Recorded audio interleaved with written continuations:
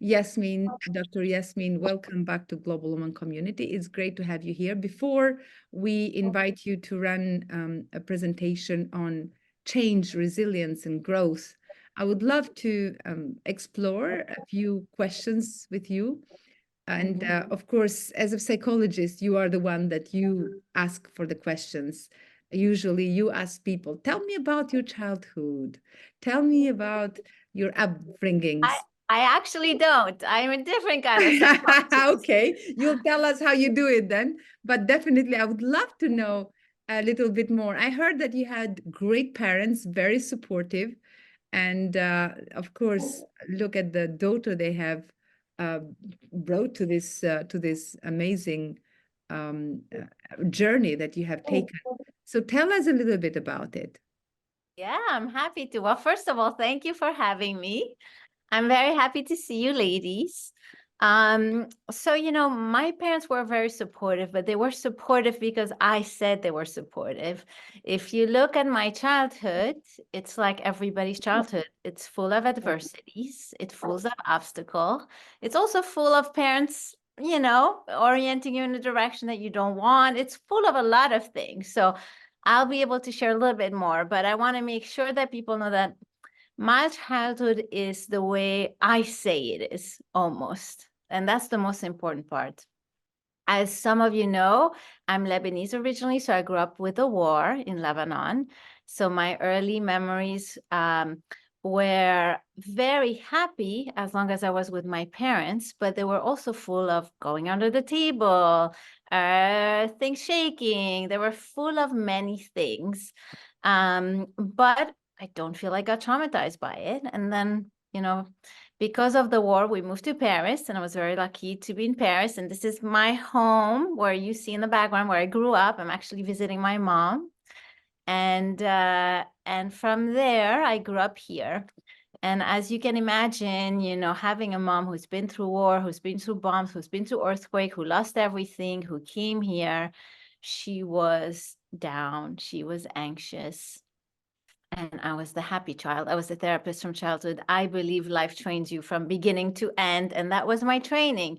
So my mom was my parents, their relationship, my life was all a training, immigrating to Paris, adjusting to a culture that is not always very welcoming, making the best out of it.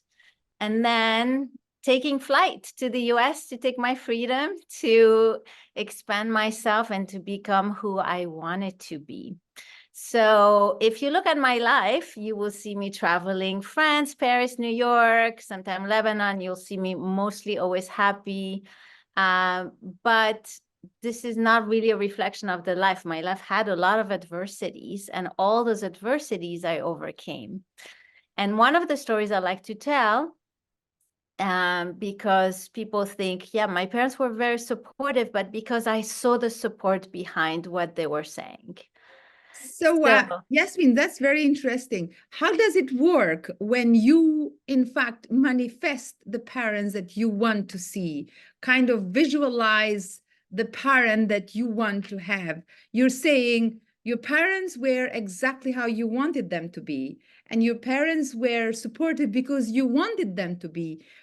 Can you elaborate a little bit more on that? What does that mean? So, yes, because I have heard this concept before, where like we choose our parents, because many times we say we don't have a say, we don't choose our parents, we don't choose the place where we're born, we don't choose our childhood, but it looks like somehow we still have a say, we still have some choices we can make based on I don't know, behavior, manifestation, visualization. What do you call it? yeah, that's not how I call it. You get the life you get, right? And it's full of trauma, adversity. It's full of gifts too. It has both sides to it. So what I say is I I say my parents are supportive because that's what I see, but I also see the other side. So it's not so much, I do believe that they were perfect for what I needed. And I can say it now because of the journey. But back then, you don't know. When you go through hardship, you don't know. And that's not what you want. Very simply, it's not Yes. what you want. Right. But what I had as a gift, and everybody has a gift, is I always had distance and I always observed. I'll give you a simple story. When in Paris, when you're about 16, you have to decide what you're going to become. And my parents were immigrated here. They wanted the best for me. I was very good in math. They put me in private school. They put all their savings into me. And they thought I'm going to go to the highest business school in here, Math Sup, Math Spe, the best. And I was in the school for that. And it was the death of me. I was good in math, but I just working numbers was going to give you a killer. And one day I thought, what do I like? And, I have a melodious voice of tone, and people would come to me and I would help them and I would love it. And I thought, I'm going to become a psychologist. And at 16, that's what I decided. So I came home after a math exam and I told my mom. She said, how is the math exam? I said, it's fine, but I have a big decision. I made a big decision. She's like, what's the big decision? Well, I'm going to become a psychologist. And she was like, it's made for you. Absolutely, it's made for you, because my mom believed in following your heart. So then my dad comes home and I tell him the same thing. And he's like, are you out of your mind? Being a psychologist, you're going to listen to people's problem all day long. How about finance? In Paris, psychologists don't make that much money. It's very hard. It's not reimbursed by insurance.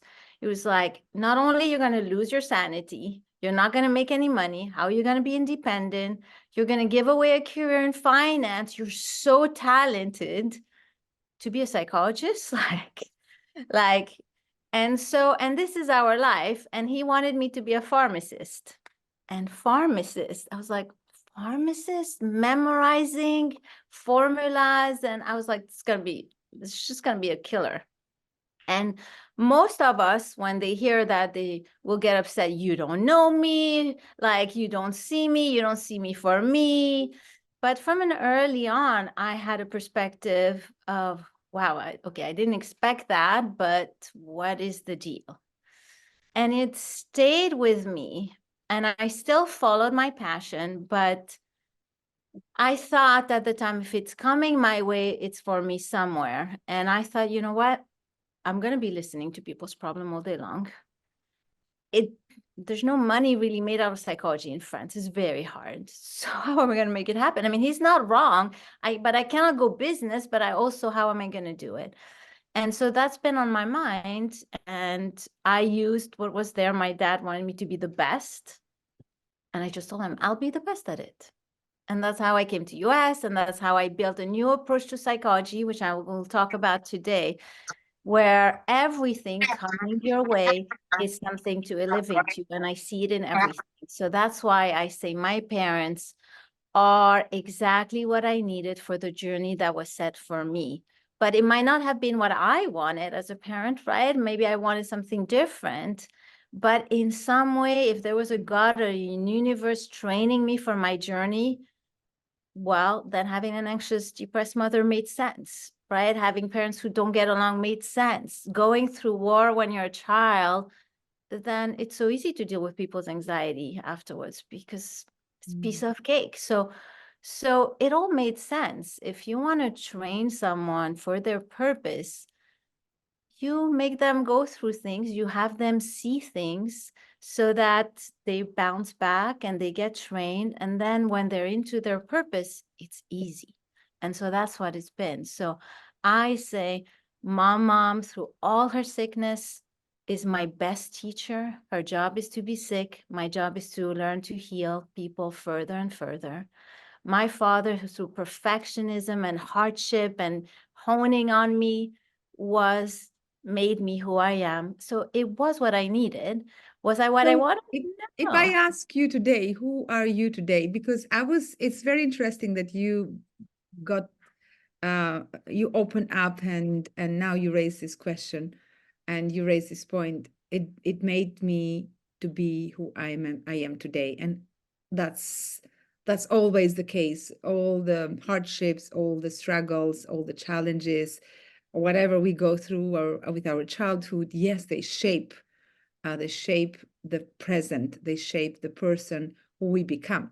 Now, if I ask you, who is Dr. Yasmine today? And I was going through this as we were preparing for a workshop called the Unlock Your Love. At the end of the day, we need to know who we are before we go anywhere in any kind of relationship, business relationship, love relationship, friendship relationship. We need to know ourselves. So, how would you define yourself today? Oh, I love this question. I'm going to go even further that my approach to psychology is about getting people in touch with the essence of who they are. And that's what's important. So who I am was who I always was, which is a healer. I was born a healer. I was born with a smile. I healed my mom. I healed my family. It was there, but life enhanced it so, so much. And I'm a teacher. And that life brought to me, I didn't realize, but I started supervising psychologists. People loved the way I shared things. And so being a healer and a teacher, and then what life showed me, which I kind of did not fully know, is I'm extremely, extremely powerful in dealing with adversity. I'm very strong. I'm very calm. I'm very peaceful. I can put on words and words and words. I am a mother to many. I have one birth daughter, but I can say I have birthed many psychologists, many practices, and helped many people along the way. So there's so much to me. I feel like I'm a petal and I'm a flower and you're asking me which petal to talk about. And I have many petals. Oh, that's so beautiful. And I can see with how much confidence you speak about it. And it makes me really sing in my heart when I see people standing, especially women, standing in that peaceful power, in a very calm power, and using that for good, using that to help other people. So now that you have become a psychologist and very well-known psychologist, um, and you, of course, have to deal with people who bring all kind of challenges and issues. What are the main problems that you see that people are going through nowadays in the modern world? The first big thing is people don't know how to deal with negative thoughts and negative emotions. They just don't know. Either, they drown in them, or they are so obsessed with the search of positive that they really go on for positive affirmation, positive, positive, positive, which makes them even more upset when negative comes. Or they just try to avoid it altogether, distance themselves, have nothing to do with it. And I feel they're losing precious, precious messages that are coming from within through those negative thoughts and negative emotions. So that is a major one, how to handle negative thoughts, negative emotion. The second, which is a A consequence very famous of them. psychologist in New York. Yes, go ahead, Yasmine. Then the other one that comes through that is adversity, right? Is dealing with adversity. We all have adversity. And now with social media, you only see the good in people. So you really feel alone in your own adversity because you only see the good. And that's why I started by sharing my own adversity. Because if you look at my life, you would see, but she has it all. Like, you would only see the good. But I created it through again honing this perspective. And so those are two main things. Now, from there ends up being people don't know who they are. So therefore the crack in themselves sips in those negative thoughts and emotion, and they get hurt and they get in toxic relationship. And there's so much as a consequence of all of this. And I think the backbone is we really want to help people get to know who they are and have faith that they have a system within themselves that supports them all the time. yourself. Oh, I love that. It's so powerful.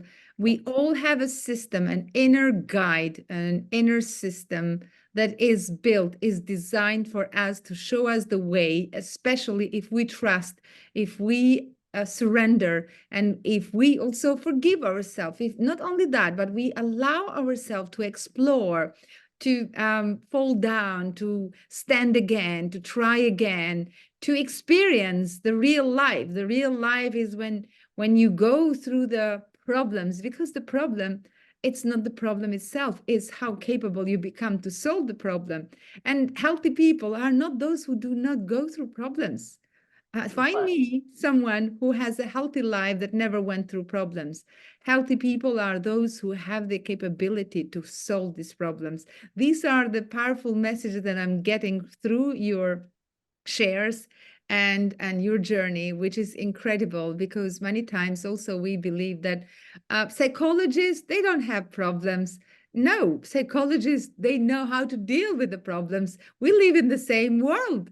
We live in the same city, in the same streets as other people, as our neighbors.